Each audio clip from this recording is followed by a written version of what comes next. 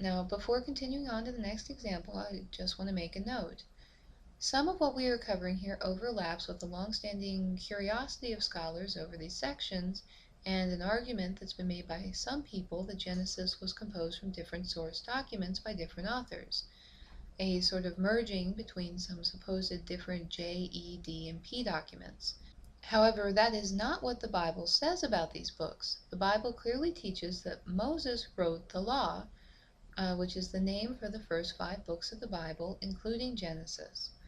And the Bible also specifies Moses wrote what God said to him in a near dictation method in several places, which even from a very skeptical or naturalistic standpoint, that would afford a high level of precision in the process of Moses writing Genesis. Exodus 24 says, Moses wrote all the words of the Lord. Exodus 34, it says, and the Lord said unto Moses, write thou these words. And Exodus 17, and the Lord said unto Moses, write this for a memorial in a book. And so we see throughout the Bible, it's rather established that the Lord was telling Moses to write things. Now, in this, it seems to refer to writing Exodus, writing Deuteronomy, but it also makes sense. It includes Genesis and the Bible and many other places. You see some verses there, credits Moses with having written the law, which referred to all 5 of the first books of the Bible. So, continuing on, the next serious chronological break is Genesis 11, 1 through 9. Now, for this we need to keep in mind what we have already seen and learned from the previous examples. In their second example with Genesis 6, we saw that there were keywords that in just a few words, a few phrases, summarize larger expanses of time that were found in chapter 4 and in chapter 5. And that was based on the precedent also of what we saw comparing Genesis 1 and 2 of the creation account of mankind. Male and female, made he, him, was expanded out into longer sections, more detailed information. So our second example built upon things that we learned in our first example. And so this third example is going to build upon things that we saw in the other 2 examples. So continuing on from the end of chapter 6 to our next example. The rest of chapter 6 all the way through chapter 9 continues pretty much just in chronological order. I don't see any serious chronology breaks. I just want to make note here, in chapter 7, verse 6, it says that Noah was 600 years old when the flood of waters was upon the earth. And that was when the flood started. So it's in chronological order, and we continue on up through chapter 10 and the end of chapter 9. And here we see in chapter 9, verses 28 and 29, that it says Noah lived after the flood 350 years, and all the days of Noah were 950 years. So we can gather from that it says, when it says Noah lived after the flood, since the flood was when he was 600, when it started, that this is counting from the beginning of the flood and not the ending of the flood. And that Noah lived 350 years after the flood began, and his days totaled 950 years. And continuing on, we're given genealogies of the sons of Noah. And into chapter 11, we're given the story of Babel, which continues up through chapter 11, verse 9. And then we are given the generations of Shem in chapter 11, verse 10. And this continues on through the rest of chapter 11 up through the birth of Abraham and some details about Abraham. And chapter 12 continues on in chronological order from there. But what we see, if we look here, is we have overlap. In chapter 10, verses 25, and chapter 11, verses 16 through 18, we're seeing about Eber and Peleg. So we know that there has been a chronological break because we are covering the same events over again. And as we saw in the last two examples, whether there's a chronology break, there are a couple different sections involved that overlap. Now, if we go back to chapter 9, verses 28 and 29, we look at a 350-year period from when the flood started to the 350 years Noah lived after the flood began. And if we compare that over here to the generations of Shem in chapter 11, verses 10 through 18, we can gather that this is the same time period being referenced when we add up the dates. Because, in fact, if we look and it says, and Peleg lived 30 years and begat Reu, and Peleg lived after he begat Reu 209 years. If we add up the dates, Peleg died 10 years before Noah died. So for all this range here, we're still talking about Noah when he was still alive. That 350-year period is covered here actually up through verse 19, going 10 years prior, but definitely including verse 18. This is all the 350 years while Noah was still alive. So we can definitely see that there is chronological overlap in these sections. And we can also note that the time given about Noah here, all the days of Noah were 950 years and he died. That same format picks up again here. Shem lived after he begat Ariphaxad 500 years, and Ariphaxad lived 530, and then he lived after he begat Selah 403 years. And so we have the same format here that picks up again. So it would seem to make sense when it talks about these are the generations of Shem, and we're being given dates, that there is a new section that begins with verse 10 of chapter 11. And it also makes sense that the chronology a straight chronology seems to end at chapter 9, verse 29. And then here we see in red that, and unto Eber were born two sons. The name of one was Peleg, for in his days the earth was divided. Well, if we look over here in chapter 11, we see in verse 9, from thence did the Lord scatter them abroad upon the face of all the earth. So here we're seeing this division event being mentioned. And if we go down to chapter 11, verse 18, it says, and Peleg lived 30 years. And if we go back to chapter 10, verse 25, we see Peleg is mentioned there, and in his days the earth was divided.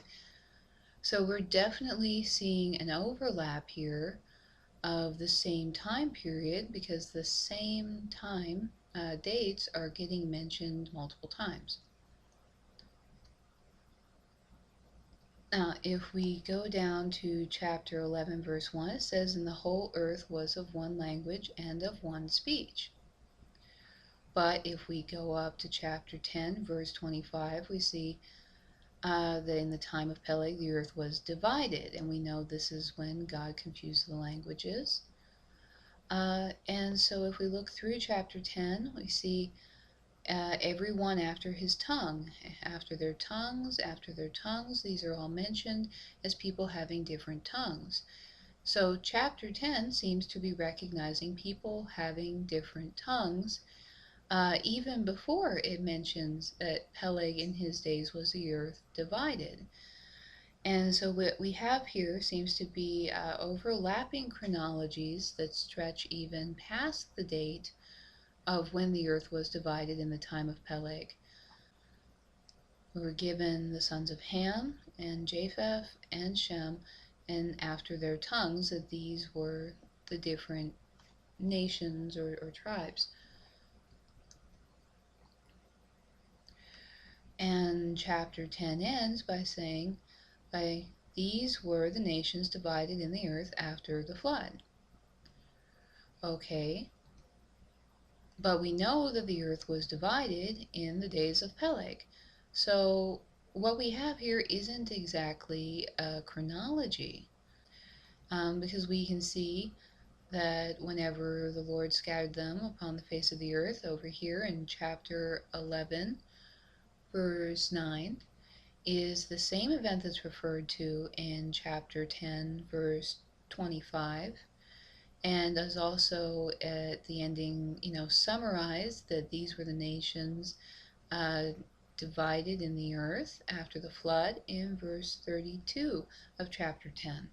So there's definitely overlap here. So what do we do with it? Well, when we look over here, we see that the beginning of chapter 10, right after the flood, well, everybody spoke the same language at that point, before Shem, Ham, and Japheth started having sons.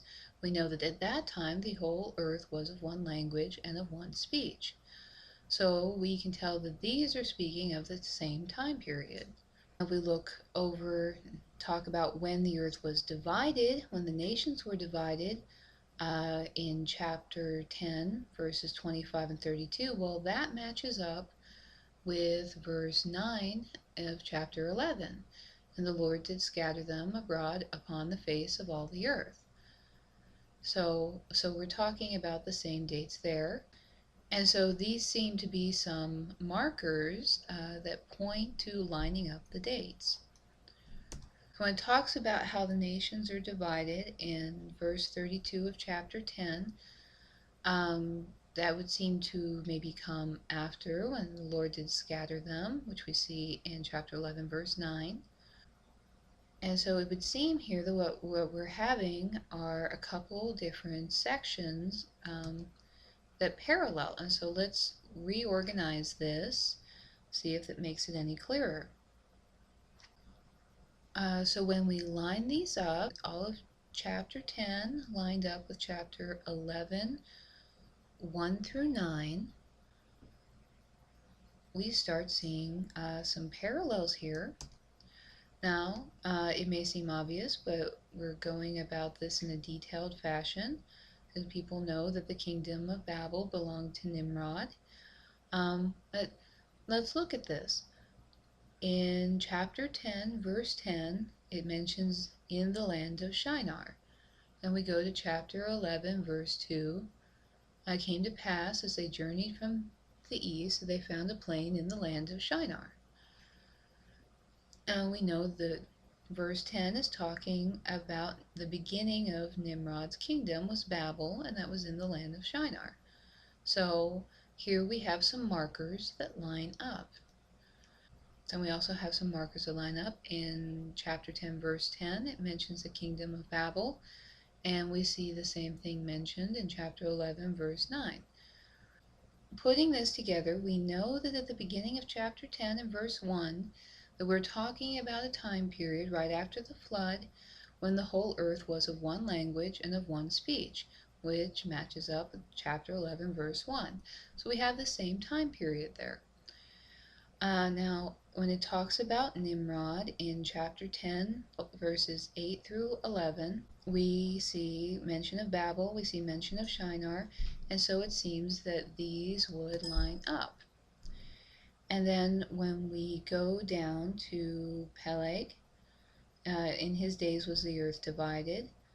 So we know that that is when men were scattered, and then all of these sons and genealogies of Shem, Ham, and Japheth, at the end of chapter 10, we know by these were all nations divided in the earth after the flood. Let's line this up. So what are we looking at? It looks like what we are getting is expansion on the story of Babel and Shinar, Nimrod's kingdom, or the beginning of his kingdom, and we're getting more detail on that story given in chronological order in chapter 11 out of what might be just a few verses in chapter 10. So we're seeing the same sort of parallel. The beginning of chapter 10 lines up with the beginning of chapter 11. And then we see that the beginning of his kingdom was Babel and in the land of Shinar. And so we see the story about the people going to the land of Shinar, the Tower of Babel story. which ends with the Lord scattering them abroad upon the face of the earth, which lines up with Peleg in chapter 10, for in his days was the earth divided. So on one hand, we are seeing a parallel chronology that covers a certain date range from right after the flood up through the time of Peleg. But on the other hand, we're also seeing where the story of Babel, that is summarized in a single verse in chapter 10, verse 10, is expanded out, and we're given more detail about the story of Babel in chapter 11, from verses 2 through 9. So what we are looking at here is in fact a combination of what we have seen in the first two examples. Let me unpack that. In Genesis 1 and 2, we saw where a single verse was expanded out into a more detailed chronology that covered 20 verses. Okay, and we're seeing that here between chapters 10 and 11, in that the beginning of his kingdom was Babel, and they went to the land of Shinar. Okay, that is expanded out into about 7 verses here in chapter 11. We're given detail about the story of Nimrod, Babel, and the land of Shinar. So we have that similarity of this, his first way. But we also can see that the dates here parallel in the passage and form two layers that overlap on each other, that these were happening at the same time. So while we see these genealogies going on, we can also get the idea, looking at the layers, that these events were happening at the same time. And the key words that we see between chapters 10 and 11 match up to right after the flood, before Shem, Ham, and Japheth had sons, and end in chapter 11, paralleling with the time of Peleg in chapter 10, end at the same time. And so in fact, this is a combination of his ways, 1, 2, and 3, that were derived out of the example in Genesis 1 and 2 and the example in Genesis 4 through 6. It's both of them at the same time.